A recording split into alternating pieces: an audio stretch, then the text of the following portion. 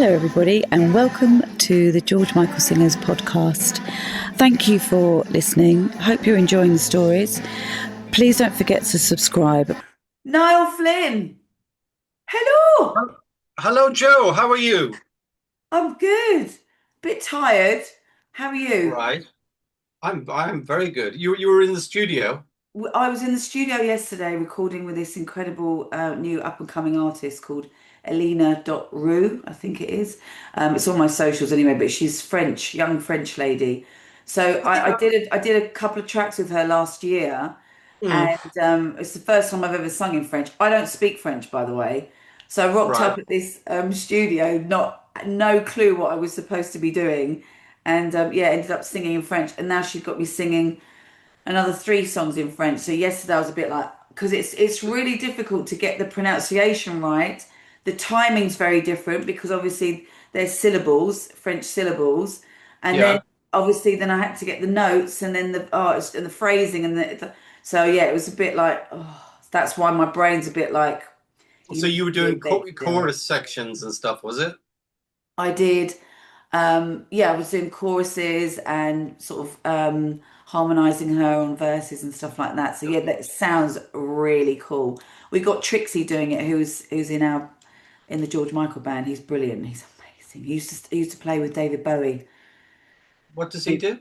What does he play? He's one of those really annoying musicians that can play mostly everything. God, I hate those. I hate them too. I can't even I play hate anything. those kind of people. As you can see, we have the lovely Niall Flynn with us today. Hello. How are you? Hello, hello. Where are you in the world? Is it I'm top in secret? Are you undercover? I am. Yeah, it is top secret, so I can't tell you. Next question. No. No, I'm in Thailand. At Lovely. my studio. Normally, we would have had the camera over there, but today I'd had to be here because the screen broke. Screens keep on Oh, breaking in here. I tell you what, when technology works, it's grand, but when it doesn't, it's fucking shite. Do you know what?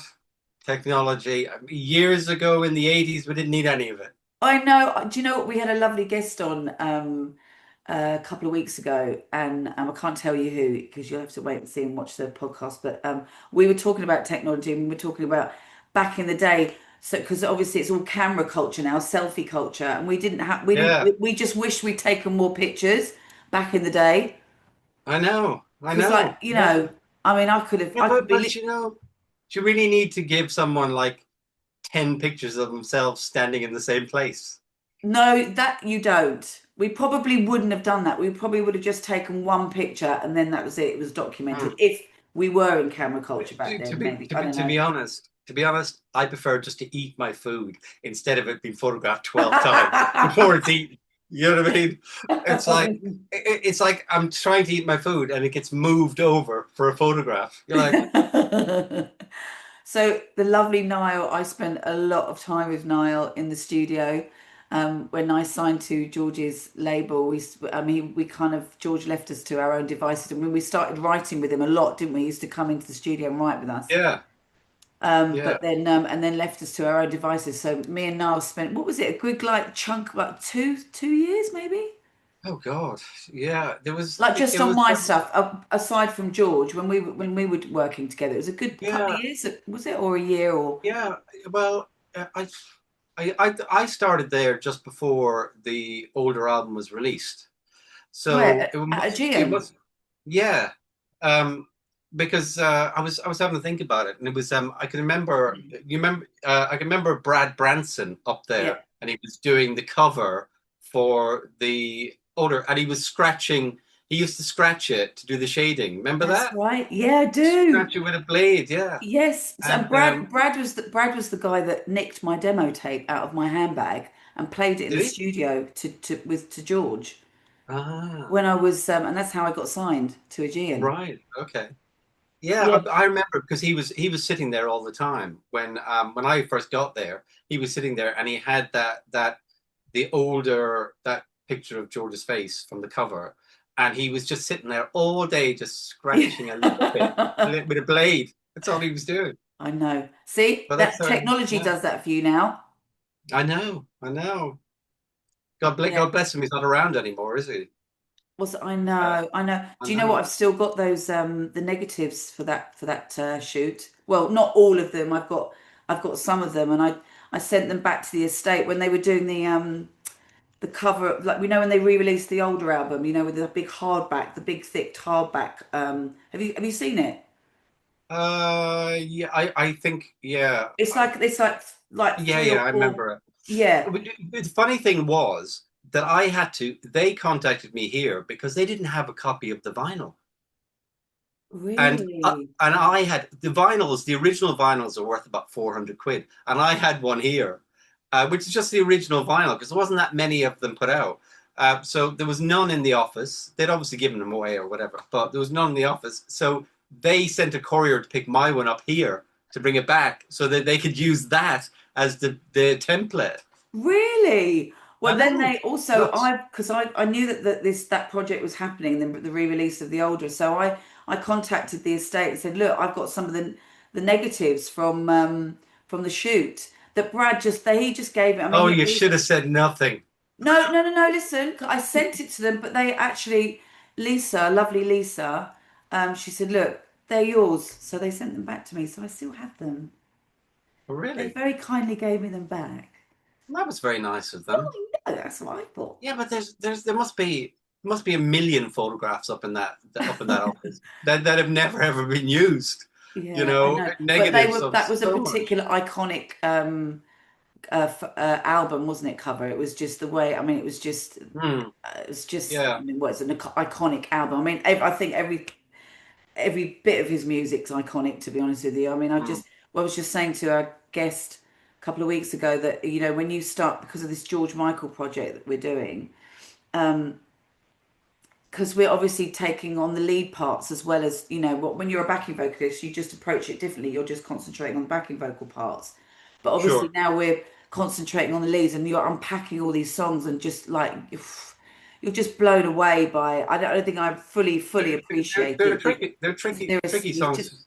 incredible lyricist Yeah, but tricky songs to sing as well. and tricky songs to deliver. Yeah, totally. Yeah, With emotion and how he sings them. And yeah, yeah. Not easy. so, Uh, Niall, just quick, how did you meet George? Let's go back. Actually, let's start from your childhood. How did you get into music? Let's just have a little bit of a back history of I you. just got yeah, there was nobody really particularly musical in my household. Not really. No, they were actually my mother got the girls in the house played piano, so Your they two were thought, sisters. yeah, yes. So they were taught piano as we were growing up. But my dad thought that was not really for guys. So I never learned an instrument as I was growing up. So, but music, I think, do you know what? I think music was very much just, we had one of those old sort of, you know, those old stereo systems where it was just like a block and everything was in one piece. Do you remember those? Yeah. It was like that kind of chipboard sides and like a stereo, a vinyl, record player on top, and then your radio and your cassettes, stereo cassettes. So you could basically, and I just use that really just to copy songs from the radio because obviously we used to back then just copy songs from the radio. That's right. You used to sit So there when the charts were on, you used to sit there and press coming, play and record quick. Yeah, yeah, it's yeah, yeah. coming, yeah, and but you'd Wow. always end up with a big chunk of the DJ on it as well. Yeah, Yeah, yeah. on every song you copy. But that's kind of where there wasn't a great selection of music in our household, really, to be honest. It was kind of I think stuff like Jungle Book and The Muppets. Did you have the Muppets? never had the Muppets. My mother had That stuff was my like first my mother had album. stuff like Oklahoma and lots of sort of Annie Get Your Gun and all Oh, those all kind the of musicals. musicals. Yeah, Those are she my had like favorite. I love yeah, that. she had loads of musicals in the house and that was really it. To be honest, I don't know if I really listened to many of those musicals. Maybe a little bit. But I think sort of like early teens is when we kind of really started. Our parents started like buying us vinyl for Christmas Right, and that okay. kind of thing. Um, I can remember when one Christmas it was like I think I got Make It Big, and my brother got a Status Quo 12 Golden Bars, which was actually not a bad album. So hang And on a minute. You've got two sisters and one brother? no, I had well, I have three sisters and two brothers. Three sisters and two brothers. Two brothers, yeah. Wow, big family. Yeah, but two of them came much later on, so there's Oh, a good okay. Okay. it's a good 10 years or so between 10 years maybe between. Okay. Sorry. So go back. So your first what music? What did you say? What was Yeah, it? I think they bought one Christmas I got Make It Big. Oh, that's it. I Make think it big. What was yeah, Make It Big? What's Make It Big? Wham album. Oh, for God's sake, one should know that. Yeah, George Michael, Oh yeah. Oh yeah. that guy. No, that's Wham. That's Yeah, Wham. Just um, different and era. I think my older sister got Bryan Adams because that with Summer of '69 and that kind of stuff. Yeah. So yeah, that was kind of and then later on, stuff like Peter Gabriel came into it and different records and So were you a but Wham fan then? I was a mixture of Wham, Pet Shop Boys, Okay. Erasure, um, and more sort of like pop electronic music, Yeah. pop and electronic kind of stuff. Not so much rock, stuff like I listened through Bryan Adams stuff. I wasn't a big Bryan Adams fan, but that kind of rock thing, that kind of you know middle of the road rock kind of thing really isn't me. But I did like Status Quo weren't bad. But Hmm. everybody loves Status Quo, don't they? Well, I think I was such a soul girl. I was like, I followed my brother. My brother was 5 years older than me. So whatever he was into at that time, I'd like to, I went through a little scar phase, like Bad Manners and Madness and all of that. Right. I went from the Muppets to bad to Scarface, when you used to dance like that. Yeah, Do you remember that dance? I watched the Muppets because Muppets was on every Sunday. So I watched Muppets every Sunday. So yeah, And from then I was a soul girl, so I was a Wham fan though. I was definitely a Wham fan, but hmm, I was an I fancied Andrew Ridgeley. Shh, I didn't fancy either of them. don't. So did you go to music college or something, or did you I went to a music I went to a music place in Dublin, but it was just it was a place called the Sound Training Centre in Temple Bar. And at the time, it was just a 6 month, maybe I don't know, 6 month course maybe. And Okay. these days, I think that same place is there, and I think it's degrees. Everything is degrees these days. Okay, so But was it like an engineering studio course that you did, or was it like a broad spectrum of studying? it was just to do with engineering. Yeah. The final kind of exam was there was like a studio downstairs, and the final part of the exam was that you had to record uh, a band and mix it. So Okay. they had different people they knew or whatever. You could find someone, pick someone, and then bring them in and record them and mix it. But it was just like it, you don't learn anything from things like that. You learn from going into a Being on the studio. job. I mean, yeah, once I arrived kind of in SARM in sort of the early, it was uh, late 1990. So That's okay, so did you go straight from studying straight into SARM, pretty No, much? no. I spent about a year kind of doing other things Okay. uh, in Ireland. I know between Ireland and London, about a year doing different things, and I was applying for jobs, Yeah. but it wasn't, you know, they didn't, at that time you didn't need degrees and that kind of Yeah. thing. But they took people into studios because you started off as a lowly sort of you know T-boy or receptionist or that kind of thing. So it was very much a case of applying knowing that you're going into something which is you're not going to walk into a studio. You're not Right, gonna okay. you're not gonna do a 6 month course in Dublin and then walk in and all of a sudden I'm in the studio with George Michael working. That doesn't happen. Uh, It did to me. well, That was the maddest thing. we aren't all as lucky as you, Joe. No, I know, I know it was No. bloody lucky, so lucky. Okay, because I thought, okay, right. So when did you start applying for so a SARM? Did you say you were applying for a SARM? Yeah, I think probably in I probably it took about 5 or 6 months. I was in London working just like building and decorating and just we were doing. I was with Rory, and we were just in London, just any jobs really to kind of make ends meet. And I would apply, call up all the time SARM because SARM had said some places had said no, we don't have any openings, and then SARM had said, well, we might have an opening coming up. So I just called them all the time until one day they said, yeah, here you Was go. that would that be Lola that you were talking to or somebody else? Yeah, it would have been Lola, yeah. Oh my God. So Or maybe Marty or Lola. Yeah, it was probably Lola. I so assume when it you was. started at SARM, you did you start working with straight away with George then, or were you an in-house engineer there first? No, no. When I started working there, yeah, I didn't actually. It was about. I think it was about 6 months on when I got there. I got there in October, I think it was, 1990, and I spent about 6 months between reception and just kind of they had like a copy room where you just did copies and all that kind of thing. So it was a Yeah. mixture between the copy room and just making tea for the girls on reception. Oh, okay. So that's kind of what you do really for the first sort of, some people get in, if an opening comes along where somebody leaves or something happens, Yeah. then then a door opens and you just move up.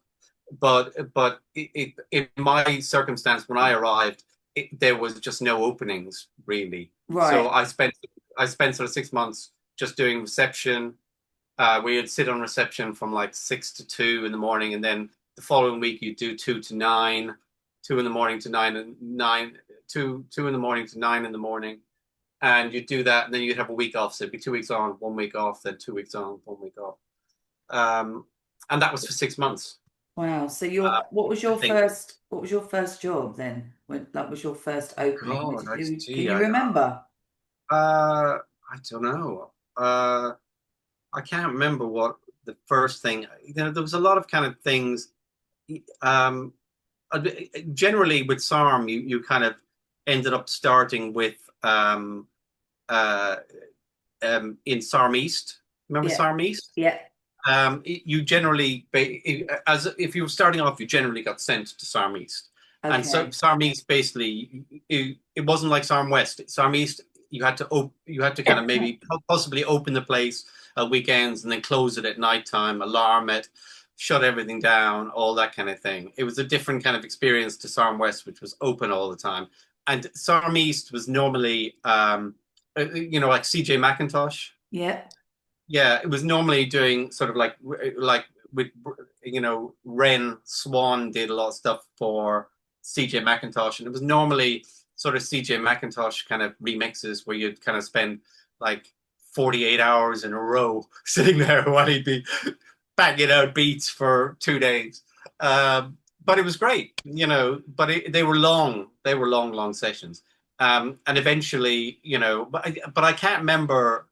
I can't really remember what songs. I remember doing a Janet Jackson remix with him down Okay. there and a Okay. bunch of other things, but it was all just Sarmis was remixes.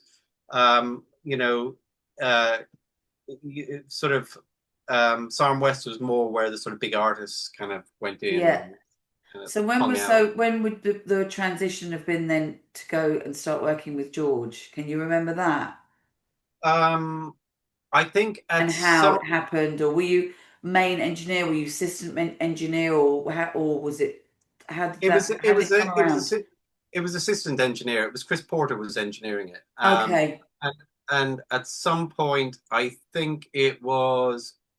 I think I had done some bits and pieces before that, but uh, I got sort of offered to asked if I wanted to do the older record with Chris Porter, um, and I just said yeah, I'd love to. I want to do that, and but I was doing other things. You know, I'd done. I think I'd done like a few months with Wet, Okay. and Deacon Blue and lots of other So you things. were nicely oiled. Yeah, um, yeah, very well oiled. Experience. That's probably not a good Yeah, way of saying it. yeah. I done You have more experience. I worked on a lot of sessions at that point. Right, okay. You know, everything from I think like Tina Turner to Wow. you know just lots of different people. Um, and yeah, I think it was sort of at some point in 1994. I think that album started, maybe mid 1994. What album? Older. The older. So that's when you Yeah, started working yeah, with George on the yeah. older album. That's when I think it was mid 1994. It was when we there were some things done on that record before. Like one of Yeah, the songs was from Trojan Souls, that's right. um, and there was a version of Star People floating around, which That's had been right. done.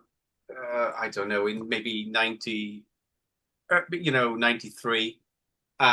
And there but was there anything else? No, no. I think there was just a couple of tracks, and so we just started from that point really in sort of probably mid 1994. So Um, when were you upstairs with Johnny Douglas when he was doing that? no, Were no. you I Johnny Douglas got Johnny Douglas thing came around because of um, the Lisa Moorish track, yeah, you know, the I'm Your Man thing. yeah. We'd been working for quite a long time downstairs in Studio Two before George met um, Johnny. Johnny was upstairs working on. I think he was working for Fifth Avenue or something. That's right. Um, and so he was like doing stuff upstairs writing. And at some point, somebody suggested that he have a listen to this Lisa Moorish "I'm Your Man" track, and then he sang on it, and that was what gave Johnny a sort of an opportunity to sort of come in and work on stuff. Right. I'm not quite sure what the first thing. I assume the first thing he worked on was the Fast Love It thing. It was might have Fast been. Love. It was Fast Love because it was Yeah. that was Mm. the my I'd been prior to that I'd been doing some writing in the studio. Um, Mm. I got signed to George's label, and I remember George calling me and saying, "Do you want to come and do some backing vocals?" And Yeah. I've told this story in one of the earlier podcasts, and obviously we didn't really have mobile phones then, so I made a joke that it was lucky I was in when he called. And he said, "Do you want to come and do Mm. some backing vocals?" You know, he always called you about sort of 4 o'clock in the afternoon. And Fast Love was the first song that we worked on, and I remember going up into the upstairs studio with Johnny Douglas, but I can't remember whether you were in the room. Did you do your vocals upstairs then? Yeah. Yeah, no, we were kind of locked in our Studio Two downstairs, and it Okay, was so kind of like he had two studios running simultaneously at the same yeah, time. yeah, but Johnny's thing was kind of running, but it was he was supposed to be writing for him all the time, but I'm not. I don't know how. You know, we didn't get a lot of stuff from him, so I don't know whether he was writing for him all the time. We didn't really get a lot of tracks from him, so I don't know. Um, he yeah, Johnny was working upstairs, and once the sort of Johnny thing kicked in as far as Fast Love, because there was another version of Fast Love that was done first, and it ended up being called the Summertime Mix. There was a version of Fast Love Right. which was going to be the single after Jesus to a Child, but it wasn't. It had like a Michael Jackson, a Billie Jean loop on it, and but it wasn't. It didn't sound like a hit. Well, once Johnny did his thing on Sprinkled it, his and magic. yeah, and all the forget me nots bit and all that stuff came into it. It just turned it into a whole different league, you know, Yeah. and kind of launched the record really. I always think, it's a funny thing. Those two tracks, the Spinning the Wheel track was not meant for George. It was actually on a DAT for Louise Nerding. You Wow. know, do you know Yeah. Louise from Eternal? Yeah. It was actually on a DAT for her. And we over the weekend, one weekend, George was like, has Johnny not done any tracks for us yet? And there was an assistant around, and Johnny wasn't upstairs, and he said to the assistant, "Can you just go up and see if there's any DATs floating around upstairs?" So he brought down a DAT, and George started listening through it, and he heard Spinning the Wheel, and he said, "That I'm going to work on." That's such a tune. But such a lucky that if it wasn't for George going, you know, it wasn't that Johnny didn't hand it to him. It Yeah. was he found it upstairs. So and it was great song. Such a But good though, song. but didn't those two songs they really launched it? Totally. And I'm You very, know, very, very fortunate to have sung on both of them. Well, I did the whole of the older album with him. I'm just so lucky. So, so lucky. So blessed. Mm. Um, so okay, so you worked on the whole of the older album and pretty much then moving forward all the way through. When was because you went from like a assistant engineer to his main engineer, really, right? Um, yeah, basically, When did that happen? When was this? once the older album finished, basically, um, uh, I was I was at the time assisting for SARM, so it made Paul Gummersall came along and took Chris Porter decided to leave because there was a situation where uh, he had been offered Take That because he had produced Back for Good. Yeah.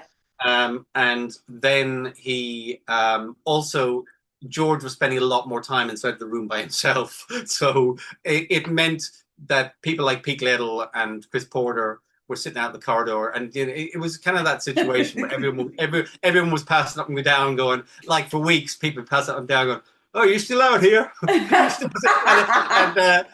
and after a while, I think the two of them just thought, "Oh, I've had enough of this," you know. There, So, yeah. yeah, Well, so he used to get into such a zone, didn't he? I mean, there was yeah, so many times that he'd call me, and I'd be sitting there waiting, and that's why I got so close to Lola, and I was so close to I know. what's his name? Who was the chef?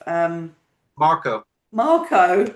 Yeah, I just got, because you used to hang out, so I used to come and eat some really fantastic food and then come out of the studio and like a puff of smoke and go, oh, darling. And like, totally forgot that he'd called me.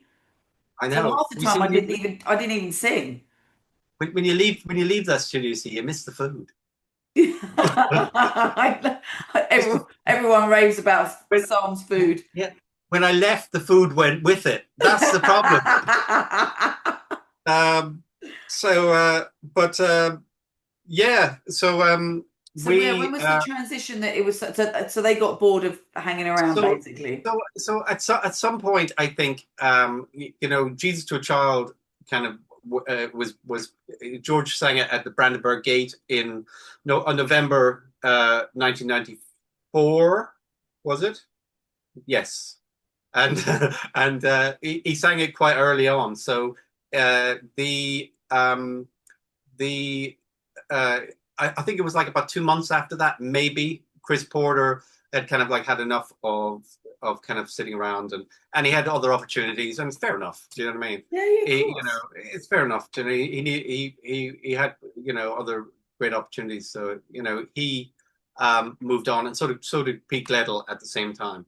Right, Um, okay. and Paul Gummersall was around, and Paul Gummersall had worked with George on Wham, Okay.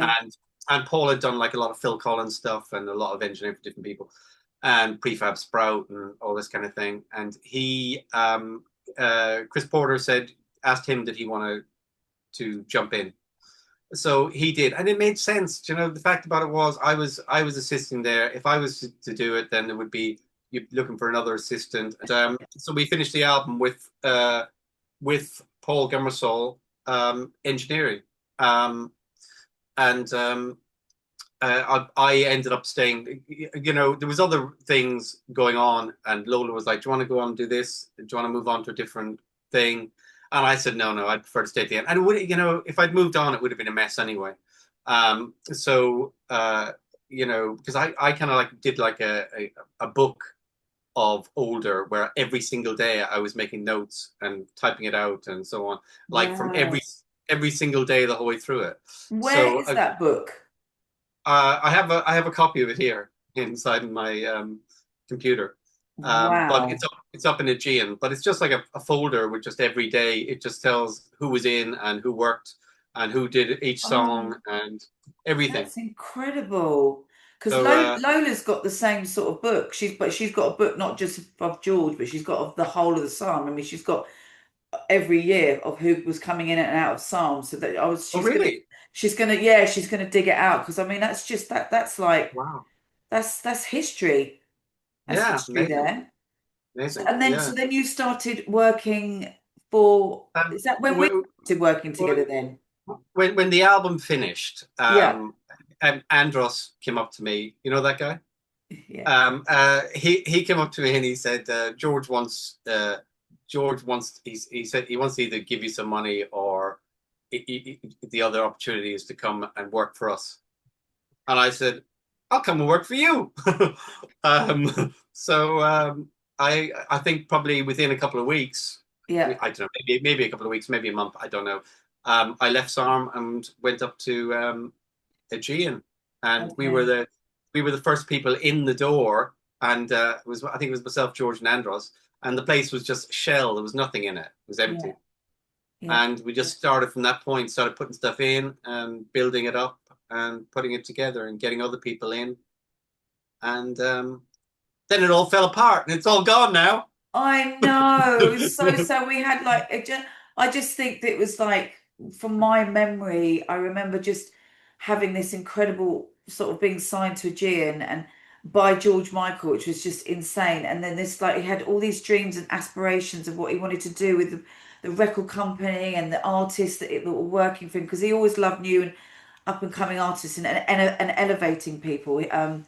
And he had all these It great was just these massive dreams and then it was like there once he found out his mum was sick there was this like sort of grey cloud following him everywhere and I just felt it just everything sort of shifted from that point the for him. timing was wrong for him, and Yeah, do it you was know, timing. and to be honest with you, I don't know. I know Andros wanted a label. I know Andros always wanted a big label, but I don't know if it was ever George's thing. You know, I think there was a lot of pressure on him because at the end of the day, the person who had to write off every song and say that's done. I like this. Let's move on with this. Is George because there was no one else there to say it. Yeah, And it was his decision to make. He was paying for everything. yeah, So, but those decisions were never made. yeah. So Well, I it think ended up just, he was massively distracted, wasn't he? He was writing the old and doing the older album as well yes. as building, having because I'd already signed to No, George at this the point. older album was finished at that point. We were Yeah, no, but already, I was already signed to George because I'd had a meeting with George. yeah. He'd signed me to the record label that actually wasn't even, they didn't even know what it was going to be called. They didn't even, Mhm. the offices weren't there. So I was actually signed to George. I was already on a retainer. And All then right. he got the awful news about his mum being ill. So then he got obviously wanted to finish the older album. So I was kind of left to my own devices, sort of trying to, work in all these different studios. And that's when then the older album finished. And then Pond, was it Pond Studios? Was it called Pond Studios? Which, When was the offices? Was it Pond oh Stable? no, where Siobhan was. No, but there Siobhan was a was in Pond studio was there Square. as well. No, When there was Pond Square was just George's the office? office, the old office he had for years. And then the only studio was in Aegean when we built it, but there was nothing there at the beginning. It was just Yeah, George's gear. We'd bring in George's equipment back there and set it up. So anything he'd bought during the older record and that kind of thing, new equipment, we yeah, brought it in and set it up there. But yeah, it took a while to get, it was a few months, I think, before we got that up and running. Yeah, I think probably, I don't know, mid 1996 maybe, before the room was up and running and that kind of thing. yeah, yeah. But that was, yeah, it was only It was uh timing. It wasn't great timing. It just wasn't great timing, I yeah, think, bless him. yeah, yeah. I Um, I think, it's like he spent a long time doing the older record, and then he had, a bunch of things which he's supposed to work on, and it's all just a lot of pressure. yeah. Yeah, I think he just needed some time off more than anything else, you Did you know. like could any of the music that we worked on when we're around that time? Do you know where that is? Um uh I'm not, yeah, I haven't actually looked. I think I said I would I look. would love to hear Um it. and I don't think that I have looked, to be honest, but I said I would look. So I will look. Um Um, but yeah. Niall, I'm gonna because I know we're running out of time, and I will have to speak to you again because there's so much more that I'd love to unpack. But I've got two last questions for you, just for Yeah. now, and then until we do another one. If you had a favorite memory around the whole George working with him or social, whatever, have you got a favorite memory that sticks out that you just I remember driving around with George and a couple of other people when the song Freak was finished. And I remember sitting in the car and we must have played it over and over again, maybe 20 times. And I remember sitting there thinking, God, I'm sitting next to my friend George Michael and I've just co-written a song with him. And for me, that was just absolutely mind-blowing. I've got a Yeah, smidgen of what I could talk to you about. I think we haven't even hit the Aegean point of things yet. We haven't even hit the gym, but you know what? Yeah. Thank you so, so much for coming and chatting to us, and maybe we can do this again. Yes. Well, yeah, we should. Thank you, Niall. Hope you enjoyed that episode of Conversations with the George Michael Singers. We really hope you learned a little bit more about George Michael. Keep listening, keep following us. There's lots more to come.